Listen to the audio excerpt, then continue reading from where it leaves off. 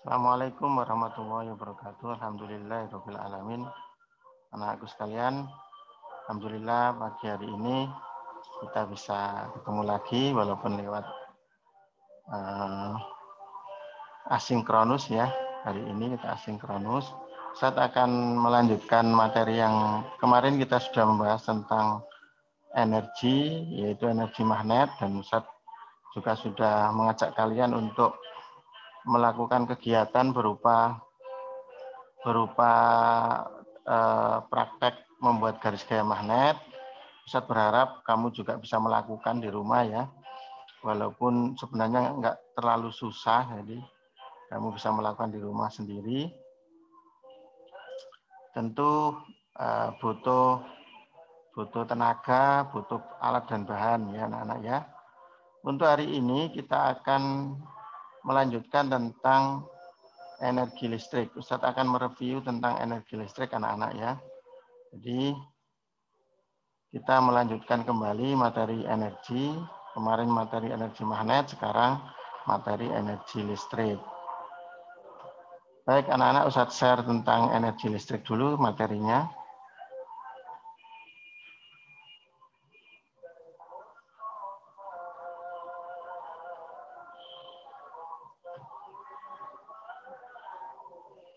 Ya, hari ini kita bicara tentang energi listrik. Coba kalian perhatikan, ini saya kasih sebuah contoh, sebuah ilustrasi, bukan ilustrasi ya, ini sebuah bukti kalau energi listrik itu sebenarnya ada di semua di semua benda atau di banyak benda ya, banyak alat-alat, apakah itu berbentuk yang alami maupun buatan manusia, itu bisa menghasilkan listrik. Seperti contoh gambar ini menggunakan kentang sebagai energi listrik, sebagai baterai untuk menghasilkan tegangan listrik. Ternyata terbukti 3 kentang ini mampu menyalakan lampu ya, dengan syarat dan ketentuan berlaku. Artinya besarnya lampu seberapa, jumlah kentangnya berapa juga menentukan apakah bisa berhasil atau tidak. Untuk selanjutnya, biar lebih memperjelas kalian, kita saksikan video berikut ini.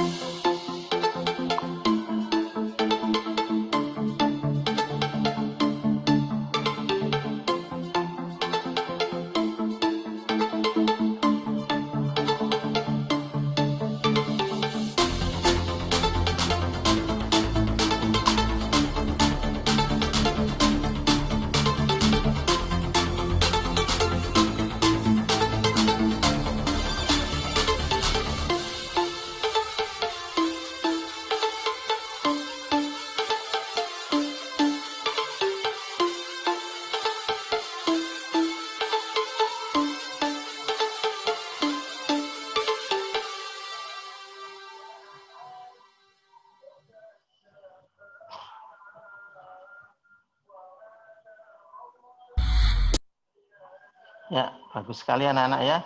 Eh, buah jeruk, kemudian buah apel bisa dipakai sebagai baterai sehingga bisa menyalakan lampu.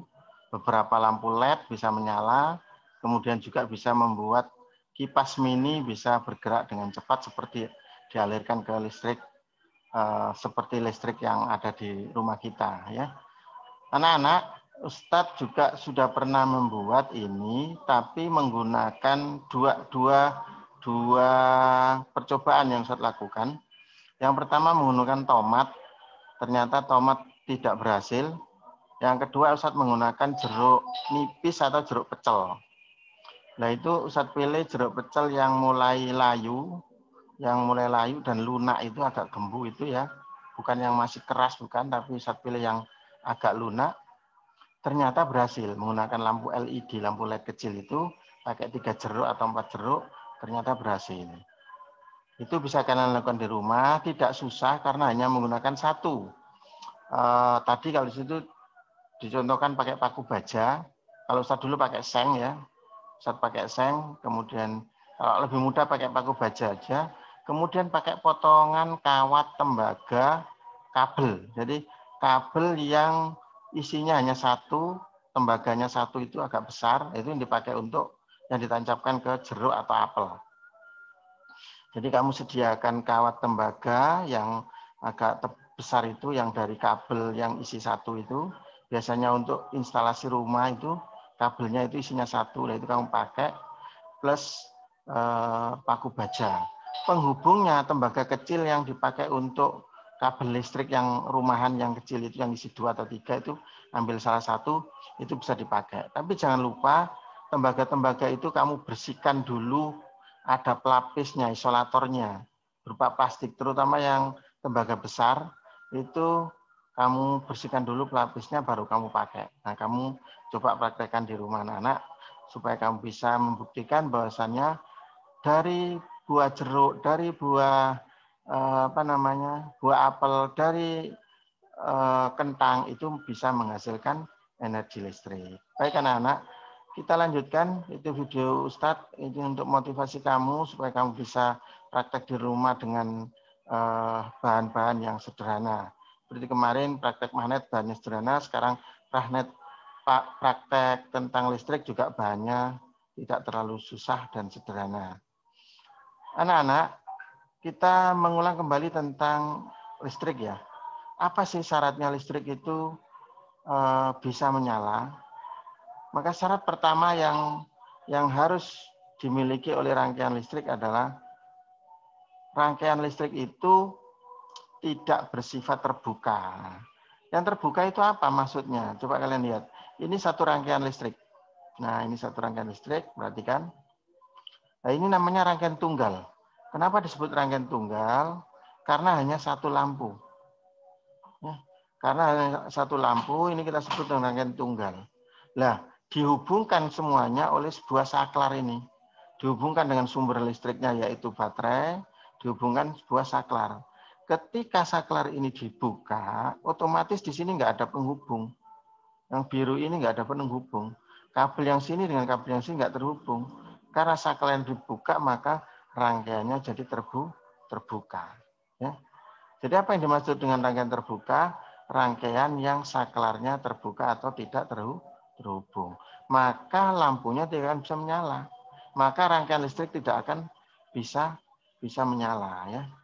Jadi syarat rangkaian listrik bisa menyala adalah di samping ada sumber energi listrik, juga ada juga rangkaian itu harus tertutup. Nah, sekarang perhatikan saklarnya.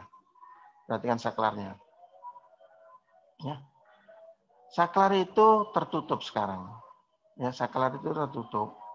Menempelkan rangkaian yang ada lampunya dengan rangkaian yang ada sumber listriknya. Sehingga menyebabkan lampu itu bisa menyala. Rangkaian yang seperti ini kita sebut dengan rangkaian tertutup. Rangkaian lampu baterai terhubung karena saklarnya tertutup. Ya. Ini adalah syarat utama daripada rangkaian listrik itu bisa menyala atau bisa hidup. Ya. Baik anak-anak, kita lanjutkan ke rangkaian macam-macam rangkaian. Tadi sudah bahas sedikit tentang rangkaian tunggal. Rangkaian tunggal, rangkaian yang hanya satu lampu saja sendirian, disebut rangkaian tunggal. Tetapi ketika dia bersama-sama, ya, ketika dia bersama-sama, ya, ketika dia bersama-sama, ya, bersama-sama dan bentuknya sejajar dan berderet lampunya. Lihat ini sejajar dan kabelnya berderet. Dari sini ke B, ke C, berderet-deret, tidak bercabang. Ketika rangkaian ini berderet-deret tidak bercabang, ya.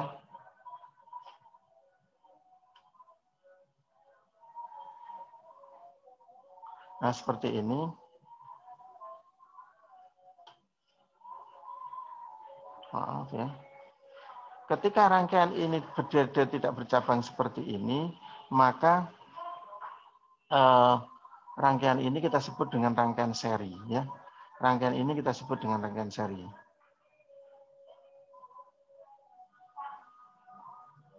Apa perbedaan rangkaian seri dengan rangkaian tertutup? Sekarang kita bahas ada arusnya. Arus dari baterai atau dari aki atau dari apapun itu yang menghasilkan sumber listrik, ketika masuk ke lampu yang disusun seri, maka arusnya itu sama. Antara lampu A, lampu B, dan lampu C, semua arusnya sama. Tegangan yang dihasilkan nanti berdasarkan sesuai dengan arusnya. Sesuai dengan arus yang masuk ke A. Jadi ketika arus yang masuk dari baterai ke lampu A, misalnya 2 ampere, maka di lampu B pun 2 ampere, lampu C pun 2 ampere. Ketika hambatannya, nah ini ada rumusnya, F, V sama dengan I kali R. V itu tegangan, voltase itu arus, R itu hambatan. Jadi ketika I-nya 2 ampere, R-nya misalnya 1 ohm, maka ketemu tegangannya adalah 2 volt, 2 kali 1. Hanya 2 volt tegangannya. Sehingga nyalanya ya 2 volt itu misalnya sedikit terang misalnya. Ya misalnya sedikit terang. Maka nanti berbeda dengan paralel. Berbeda dengan paralel nanti. Jadi nanti kita bahas paralel berikutnya. Jadi arus yang ada pada rangkaian seri itu antara lampu satu dengan lampu yang lain itu cenderung sama. Cenderung sama. Bukan cenderung sama, ya sama. Misalnya A 2 ampere masuk arus itu, maka B juga 2 ampere, C 2 ampere. Karena apa? Karena letaknya berderet atau sejajar. Ya. Sehingga tegangan yang dibentuk ketika arusnya 2 ampere, tegangannya 1 ampere, maka jadinya 2 volt. Lampunya sedikit terang. Coba kita lanjutkan ke rangkaian seri. Nah, di rangkaian seri, anak-anak, di rangkaian paralel, kita lihat rangkaian paralel, ini contoh 2 lampu. Kalau tadi 3 lampu, ya, contoh 2 lampu. Maka apa yang dimaksud dengan rangkaian paralel? Ya, rangkaian paralel adalah rangkaian yang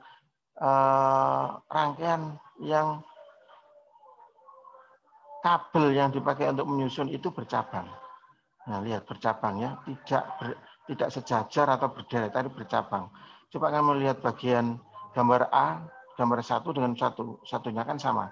Ada cabangnya ya, tidak berderet ya tadi. Kalau ini berderet. Nah, kalau ini bercabang. Jadi ketika lampu B itu diambil atau lampu A itu diambil, lampu B tetap dapat arus. Ketika lampu 1 diambil, maka lampu 2 pada gambar kedua itu juga masih tetap dapat arus. Ya. Apa bedanya dengan seri? Apa bedanya? Kalau tadi seri arus yang masuk ke lampu 1, 2, 3 itu sama, maka pada paralel berbeda. Lampu A akan memperoleh arus sendiri, ya, arus sendiri dari baterai itu. Lampu B juga akan memperoleh arus sendiri dari baterai. Jadi beda arusnya. Jadi nggak sama arusnya. Nggak sama arusnya, berbeda. Dan sendiri-sendiri. Jadi ketika arus A memiliki 2 ampere, lampu B memiliki 2 ampere, maka arusnya bukan 2 ampere. Dua-duanya digabung, lampu A dengan lampu B, yaitu menjadi 4 ampere. Arusnya menjadi 4 ampere. Maka ketika itu dinyalakan, karena arusnya 2 ampere, voltasenya berapa, tegangannya berapa, beda potensialnya berapa, hasilnya seperti apa, lampunya lebih terang atau lebih redup, maka bisa dikalikan V sama dengan I kali R. Kalau tadi 2 ampere yang seri, 2 ampere ya 2 ampere, sama karena sama arusnya. Maka di sini enggak, 2 ampere tambah 2 ampere, maka jadi 4 ampere. Maka ketika ini 4 ampere, maka voltase yang diperoleh adalah 4 kali 1 yaitu hambatannya menjadi 4 voltasenya menjadi 4 volt. Ya. Voltasenya menjadi 4 volt, sehingga 2 kali lebih terang daripada lampu seri. Karena bukan 2 kali ya, lebih terang daripada lampu seri. Karena apa? Arusnya lebih besar, voltasenya otomatis lebih besar, sehingga cahaya yang diperoleh lebih terang ya. Anak-anak, ini yang menyebabkan lampu paralel nyalanya lebih terang, tapi lampu seri nyalanya lebih redup, ya, karena arusnya hanya 1, yaitu 2 tadi. Yang kedua yang menyebabkan lampu paralel itu nyala lebih terang lagi adalah ini tadi ada V sama dengan I kali R. R itu ohm hambatan. Hambatan itu dipengaruhi oleh apa? Oleh kabel. Semakin panjang kabel, semakin besar kabel, hambatannya juga semakin besar. Padahal V sama dengan I kali R. Kalau I-nya besar, R-nya juga pas R-nya kabelnya besar. Nah, ini kalau kabelnya tambah panjang, otomatis R-nya juga tambah besar. Sehingga lampu paralel semakin besar voltasenya. Kenapa? Karena kabelnya semakin panjang, hambatannya juga semakin besar. Karena hambatan besar, ya. Kenapa hambatan besar? Kan kabelnya panjang. Jadi hambatan sebuah rangkaian listrik itu tergantung satu, besarnya kabel. Kalau dia besar berarti hambatannya semakin besar. Kalau dia panjang hambatannya semakin besar. Karena paralel itu kabel yang dipakai itu semakin besar, maka hambatannya juga semakin besar. Sehingga voltase yang dihasilkan tidak hanya 4 ohm karena arusnya 4 ampere tidak. Tapi hambatannya juga lebih besar daripada seri. Kenapa? Karena kabelnya lebih panjang. Hambatannya di sini bisa 2 ohm. Sehingga ketemunya bukan 4 volt lagi, tapi 8 dari mana? 4 ampere dari arus, 2 ohm dari hambatan. 4 kali 2 menjadi 8 volt. Sehingga lampu paralel pasti nyalanya lebih terang. Ya. Anak-anakku sekalian, itu adalah beda terang redupnya lampu yang disusun seri dan paralel. Kelemahannya dan kelebihannya, lampu seri kelebihannya adalah, nah ini ada pada sini, ini kelebihan dan kelemahan. Lampu seri lebih hemat kabel, kalian lihat. Karena apa? Disusun berjajar, tidak panjang kabel yang digunakan. Sehingga pada saat hemat kabel, otomatis lampu rumah ketika disusun seri, maka lampu rumah itu hemat biaya karena kabelnya sedikit ketika pemasangan. Ya. Kekurangannya boros pemakaian. Kenapa boros pemakaian? Coba kalian perhatikan. Ketika A dimatikan, maka B ikut mati, C mati. Maka ketika rumah itu menggunakan lampu seri, ketika rumah itu menggunakan lampu seri, maka ya, enggak. Ustadz Anwar di Citarum. Ya. Saya zoom Mas ya, tolong ke Ustadz yang lain. Anak-anak, Ustadz lanjut ya. Ketika lampu seri itu lampu A dimatikan, maka lampu B dan C juga ikut mati. Lampu B dan C juga ikut mati. Maka tidak bisa pengen nyalakan A, maka yang B dan C juga ikut nyala. Maka karena B dan C ikut nyala tidak bisa diatur, maka anak-anak boros biaya pemakaian 1 bulannya tiap harinya boros. Kenapa? Karena mau nyalakan lampu taman, ternyata 3 lampu nyala semuanya. Ketika nyala semua, maka boros biayanya. Jadi secara pemakaian lebih boros ya. Karena satu dinyalakan, maka satunya ikut nyala. Satu dimatikan, satunya ikut mati. Dan yang kedua, kekurangannya adalah nyalanya lebih redup. Sedangkan paralel, satu, nyalanya lebih terang ya. Terus di samping nyalanya lebih terang, hemat biaya pemakaian tiap hari. Kok bisa hemat? Ya, ketika lampu A, misalnya di ruang tamu ada 2 lampu, disusun paralel, maka lampu A dan B misalnya di ruang tamu.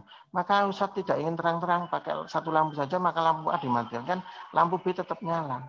Karena paralel. Ini kalau sehari tidak bisa. Kalau A dimatikan, maka B juga ikut mati. Karena nggak ingin terlalu terang, pakai satu lampu saja, pakai lampu B saja, A dimatikan. Maka lebih hemat kelebihannya. Jadi lampu paralel kelebihannya adalah biaya bulanannya, biaya harian pemakaiannya lebih hemat ya. Nah ini biaya pemakaian lebih hemat. Nyalanya lebih terang. Ya. Tadi sudah dijelaskan Ustadz kenapa nyalanya lebih terang, karena berhubungan dengan voltase yang dihasilkan oleh rangkaian itu. Tetapi dia boros saat pemasangan. Kenapa boros? Karena kabel yang digunakan lebih banyak. Untuk proses pemasangan awal, kabel digunakan lebih banyak. Karena digunakan lebih banyak, maka boros kabel pada saat pemasangan rangkaian listrik itu. Anak-anak, itu ya kelebihan dan kelemahan rangkaian seri dan rangkaian paralel. Baik, kita lanjutkan rangkaian campuran ya. Nah, ini perhatikan rangkaian campuran ini. Pada rangkaian campuran itu adalah di situ terdiri dari 2 rangkaian, 2 atau lebih rangkaian. Kalau di sini terdiri dari 2 rangkaian anak-anak ya. ABC 1 rangkaian, D dan E 1 rangkaian, ABC, DE 1 rangkaian. Berarti ada 3 rangkaian ya, 3 rangkaian. Rangkaian pertama ABC adalah disusun seri. Rangkaian A seri dengan B, seri dengan C. Coba kalian perhatikan ya. Rangkaian A disusun seri dengan B, disusun dengan C. Rangkaian yang kedua D seri dengan E. Ya. Ke rangkaian 1 ABC, perhatikan. Ketika rangkaian A dinyalakan, maka B dan C mati. Kenapa? Karena susun seri. Tapi rangkaian D dan E tetap menyala. Kenapa? Karena paralel dengan ABC. Ya, karena ABC paralel dengan DE. Sehingga ketika A dinyalakan, BC mati, DE tetap nyala ya. Sebaliknya D dinyalakan, E dimatikan, maka D ikut mati karena terpotong di E. Tapi ABC tetap hidup, tetap nyala. Kenapa? Karena dia tidak terkait seri dengan D dan E. Dia dengan D dan E paralel, nggak ada hubungan. Kabelnya sendiri-sendiri, arusnya sendiri.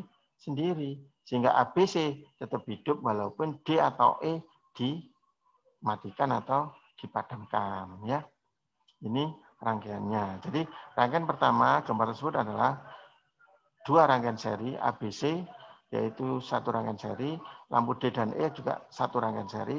Kemudian rangkaian berikutnya rangkaian paralel ABC paralel dengan D dan E. Paham ya? Semoga paham ini. Jadi tidak bingung mana itu rangkaian seri ABC, mana rangkaian seri DE, mana rangkaian paralel ABC paralel dengan D dan E. Ya. Terang redupnya Ustaz. Nah, kalau terang redupnya bagaimana? Kan paralel masing-masing A, BC paralel dengan D dan E. Ya tergantung nanti. Arusnya besar mana yang masuk ke rangkaian DE sama rangkaian ABC besar mana. Ya. Ketika seri sama-sama seri ini arusnya hampir sama ya, hampir sama yang masuk. A masuk ke B, B ke C arusnya sama dengan D dan E, dibagi sama-sama dibagi ya. Sama. Jadi kalau 2 masuk dari baterai itu 2 ampere, B2, C2. Kalau D itu 2 ampere, maka E juga 2 ampere. Dari sini semoga kalian tidak ada semakin paham apa itu rangkaian seri, apa itu rangkaian paralel ya. bagaimana perhitungan tegangan listrik atau voltase yang dihubungkan dengan arus listrik dan dihubungkan dengan hambatan listrik. Semakin besar arusnya, ampernya, maka semakin besar pula tegangan listriknya. Semakin besar hambatannya, maka semakin besar pula tegangan listriknya. Ya, semoga paham, semoga bermanfaat. Anak-anak, saat mungkin ini untuk rangkaian materi review rangkaian listrik. Selamat belajar, jangan lupa selalu berdoa dan jaga kesehatan. Ya, terima kasih, semoga bermanfaat. Ustadz akhiri. Assalamualaikum warahmatullahi wabarakatuh.